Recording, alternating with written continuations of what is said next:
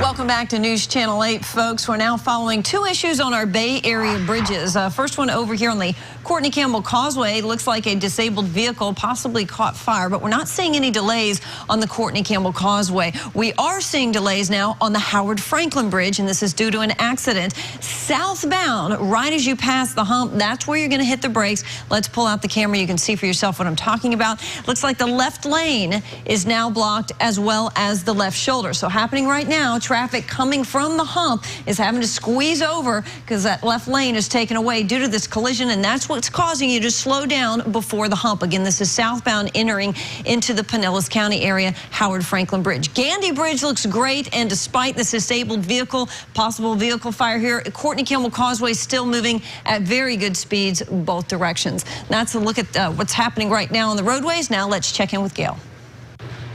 Okay, thanks, Leslie. A Good Samaritan in Philadelphia risked his own life to help save a passenger and a stranger. A security camera shows a 63-year-old man walk right off the platform and fall onto the subway tracks. Moments later, another passenger jumped down to help rescue the man. Emergency crews took the man to the hospital. The Good Samaritan said after he could not imagine not helping. Two people are recovering from a car accident in Huntsville, Alabama that ended with a truck dangling over an overpass. This happened after a wrong-way crash involving 3 vehicles. Police say the crash sent 2 people to the hospital and closed the road for several hours.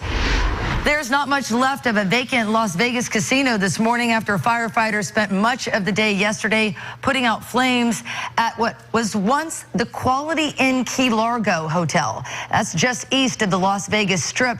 They're not sure what started the fire. Here's a story you just have to see this morning. A routine oil change turned into quite a makeshift feline rescue mission for an auto center in Nebraska this week.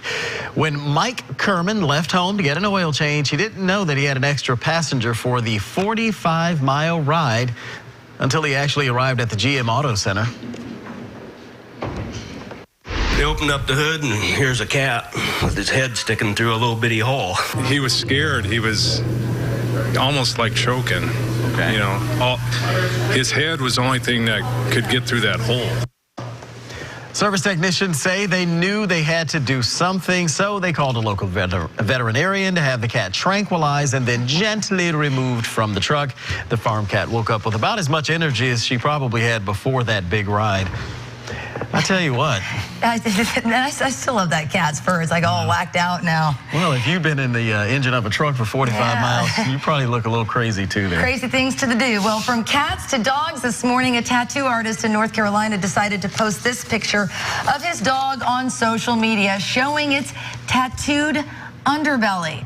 Ernesto Rodriguez says he decided to ink his 5-month-old purebred American Bulldog Duchess for identification purposes.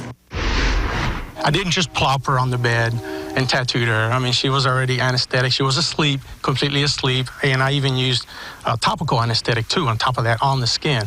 So she didn't feel anything. She got up and she's been fine. I took her to the vet just now. A local health department is now investigating. Officials issued Rodriguez a cease and desist order for tattooing humans in his basement without a proper zoning permit. But I can tell you right now what the dog said. Ruh-roh? There's that. He said, first you tap me up, then he's kissing all over the dog. Yeah. I'm a firm believer, Lee. If you can't ask for the tattoo, then you shouldn't get it. And the dog didn't want that. He wanted the star. I know, that is rough.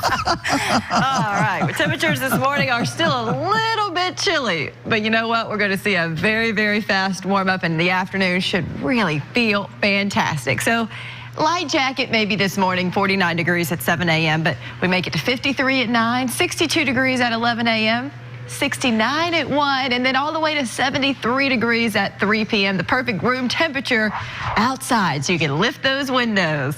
Tom in Largo checked in this morning. He's a little cool. He's at 51 degrees.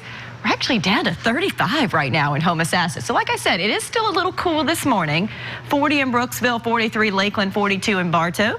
Sarasota, you're starting the day at 47. Clearwater's at 54 and Tampa's at 50.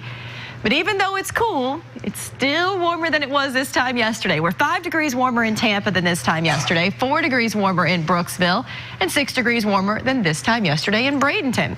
Most of us are clear. We are watching some rain here across the western Midwest there, but clear skies all across the state of Florida. That's because an area of high pressure is right on top of us. High pressure leads to sinking air, clear skies, and around it we get clockwise winds. So as the center of it is close to us, our winds will be relatively light today.